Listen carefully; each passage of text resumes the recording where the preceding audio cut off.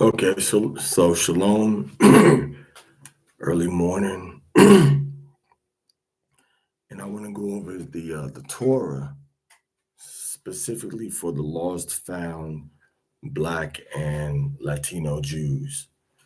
Um, just like you have Yemeni Jews, you have Iraqi Jews, Iranian Jews, you have Somali Jews, you have Ethiopian Jews, Nigerian Jews. Well, this one is for the Black and Latino Jews, but it's for anybody that wants to understand and live according to what's written in the Torah.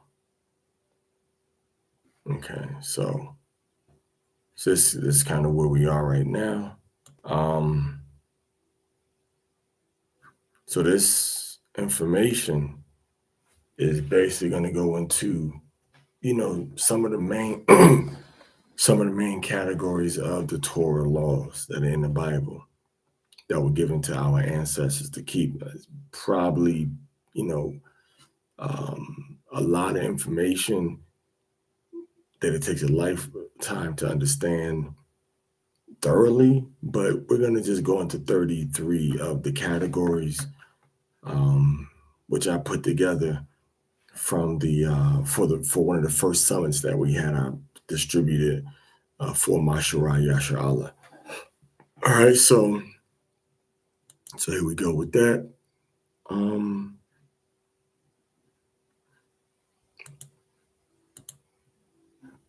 okay, so the first category we have is going to be laws about Yahweh, who is the Almighty God. There's specific laws about Him, how to love Him, how to respect Him.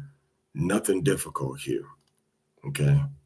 The second category of law is going to be about the law itself, the commandments, not to take away from it, not to add to it. We all have heard that saying before, and it still applies, before and after any king, messiah, prophet, or priest came, we still are not allowed to take away from the law or to add to it.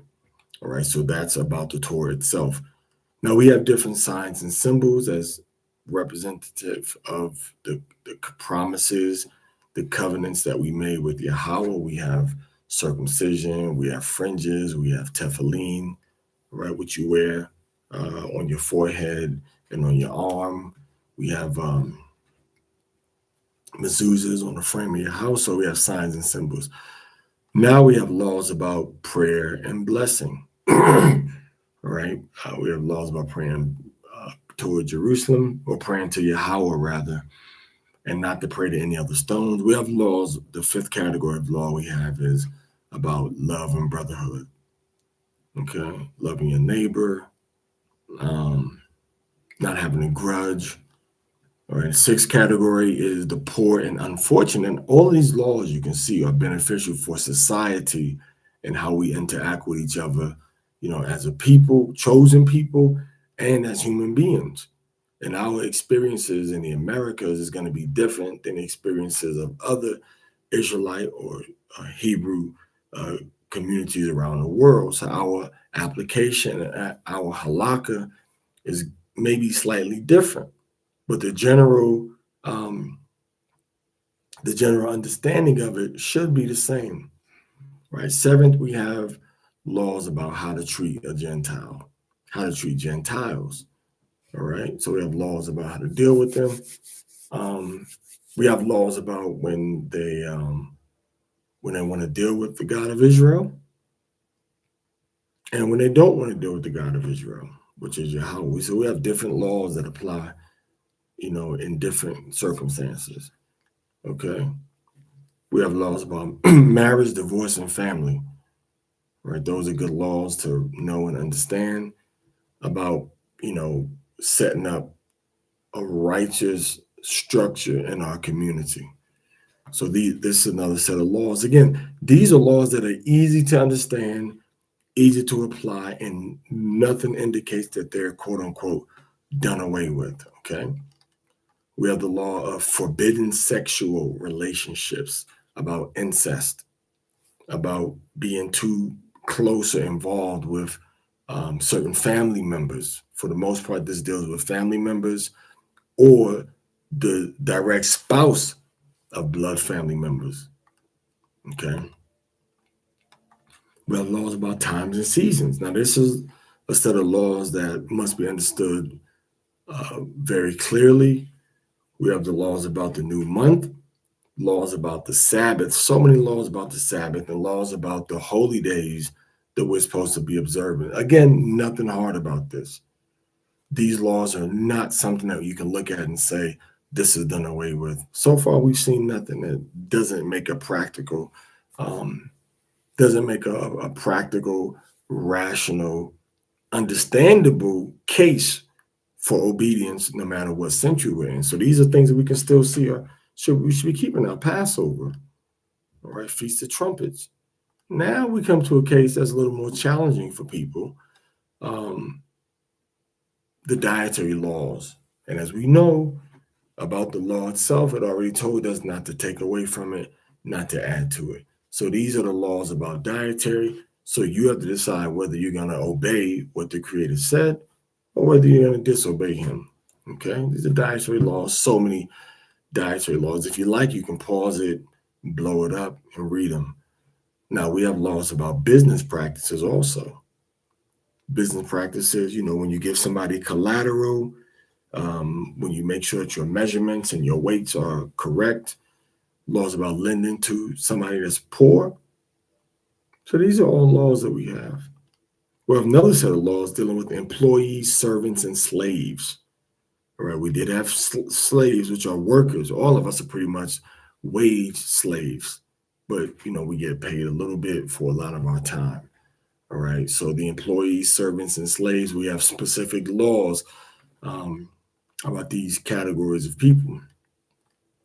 Okay, laws about giving your word about something, swearing, giving your oath, making a vow. Specific laws about that we have to understand, and this is for the purpose of making sure that a person keeps their word. Now, sabbatical years. Every 7 years, the land rested and people were released if they were in some sort of bondage. And then we have the Jubilee years also, which is 7 sets of the sabbatical years. And that 50th year is another major celebration called Jubilee, or Jubilee, as they say. Now we have laws about the courts and judicial procedure. This is something that everybody should be familiar with, how to navigate in society, Israelite society, when you have a problem, when it's a situation that needs to be addressed and it needs to be adjusted, directly. Okay. Um, so these are laws that are revolving around any judicial type of concern that the God of Israel, Yahweh, is having us deal with. He gives us these laws, specific laws, no respect of person.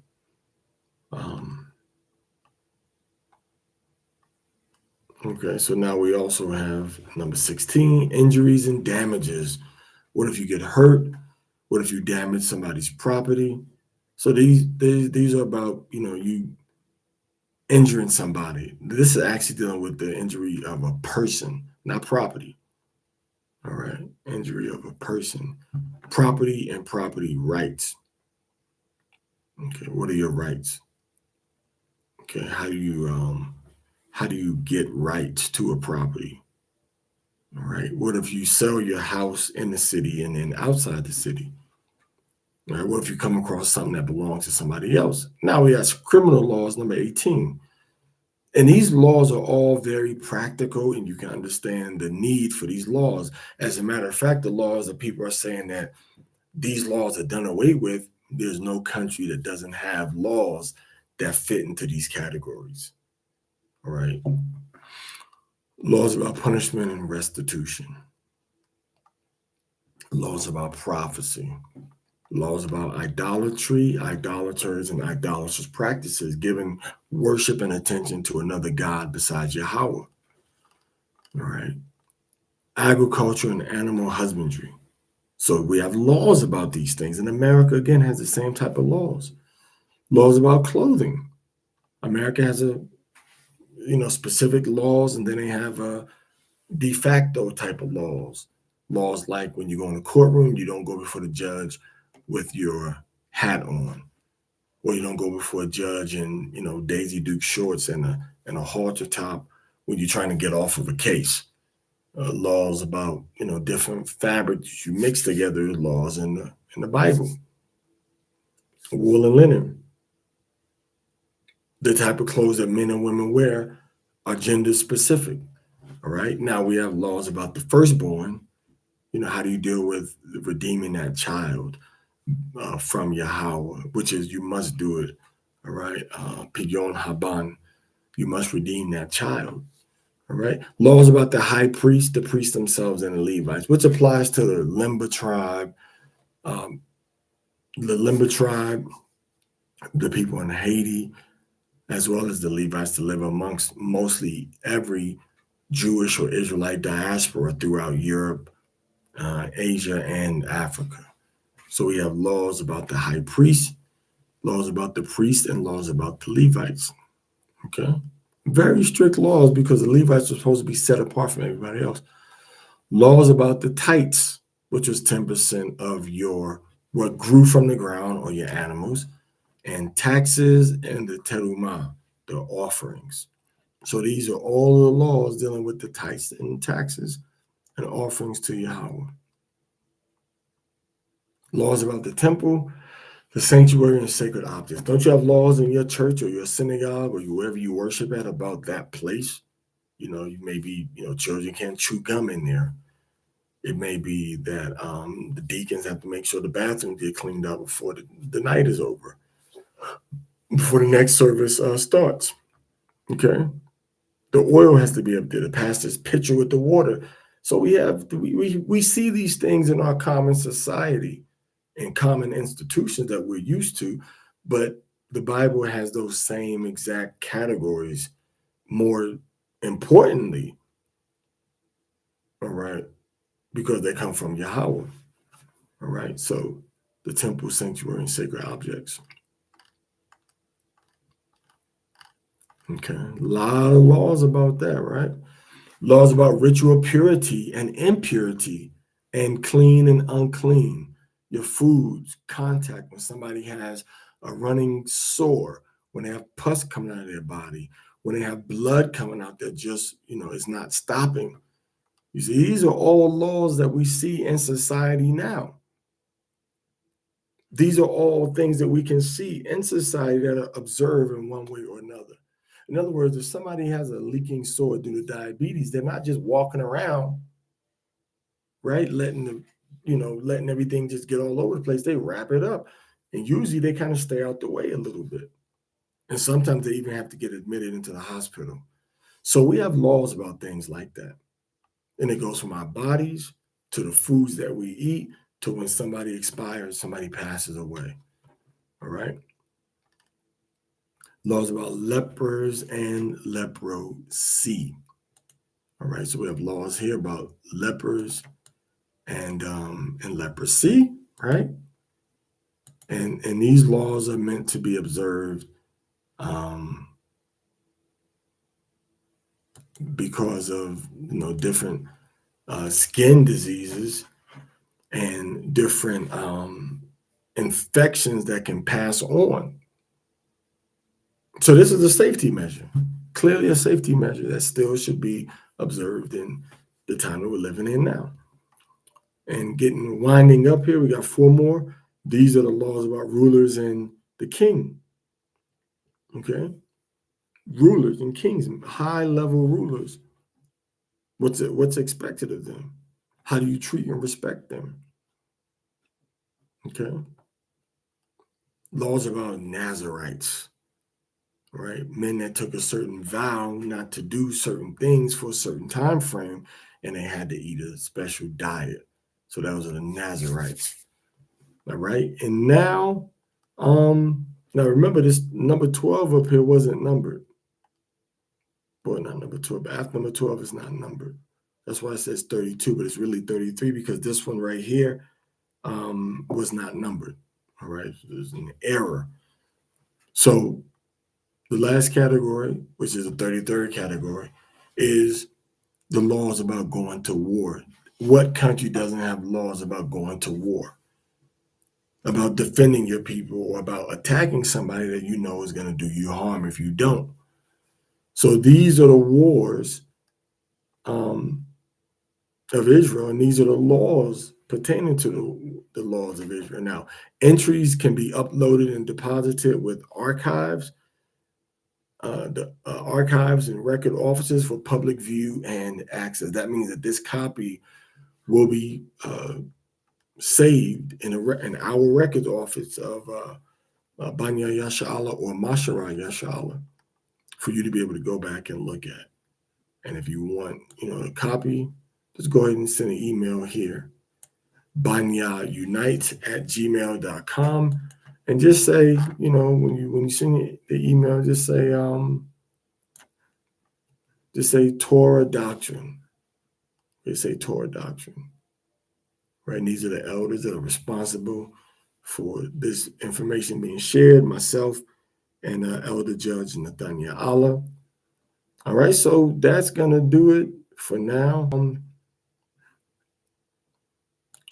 You can kind of go ahead and look at these laws and see, hey, is there something that doesn't make sense? Is there something that's wrong?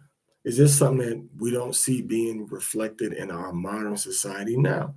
9 times out of 10, you're going to see the same set of laws in the Bible as you see in any other country. So why don't we obey and do what it says? We see these things are practical. These things are being used by other people, and those concepts are not foreign. So when you actually read the commandments and you read the law, you see that we have so much to gain through obedience. And we have a lot to lose through disobedience. All right, so I wanted to give that information to you to share. There'll be more, maybe even understanding of each category. All right, so shalom to you, and I hope to share more information with you pretty soon.